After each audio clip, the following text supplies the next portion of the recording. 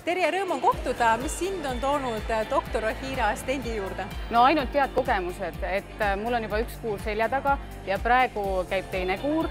Nii et selles mõttes võib öelda, et ma olen juba selline lojaalne kasutaja. Nii, et ma ei ole selline pea ees vettehüppaja, et ma tegin põhjaliku kodutöö.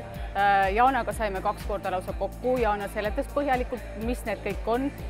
Ja oma kodutöö tulemusena sain kinnitust, et seal taga on väga põhjalikud teadustööd, uurimustööd, et ma sain selle kinnituse, et need on head tooted, et ma võin nendega alustada. Et miks mina just otsustasin seda kasutama hakata, siis eelkõige just selle tõttu, et mul on näonahaga alati probleeme olnud. Praegu nüüd, kui ma olen kasutanud, siis ütleme nii, et esimene kogemus, mis oli see, et ma läksin veel rohkem kärna.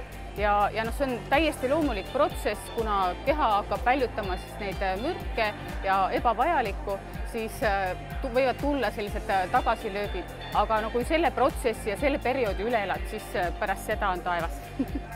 Ja kui rääkidagi kliinilistest uuringutest, mida jaapanlased on läbi viinud ja neid on viidud läbi siis üle 20 aasta, siis näiteks soortepõletik, koliit, osteoporoosi uuringud, mis on läbi viidud ja lisaks loomulikult naha olukord, akne näiteks saabki alguse ju mingisugusest bakteriaalsest tasakaalutusest inimese mikrobioomis ja probiootikumid aitavadki just ka nahaprobleemide puhul ja seetõttu ongi tegelikult hästi loogiline ja hästi oluline, et me toetame oma keha, et me teeme midagi elu heaks.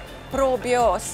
Doktor Ohira tooteid võib leida meie kodulehelt ohira.ee ja edasimüüjate nimekiri on samuti üleval meie kodulehel.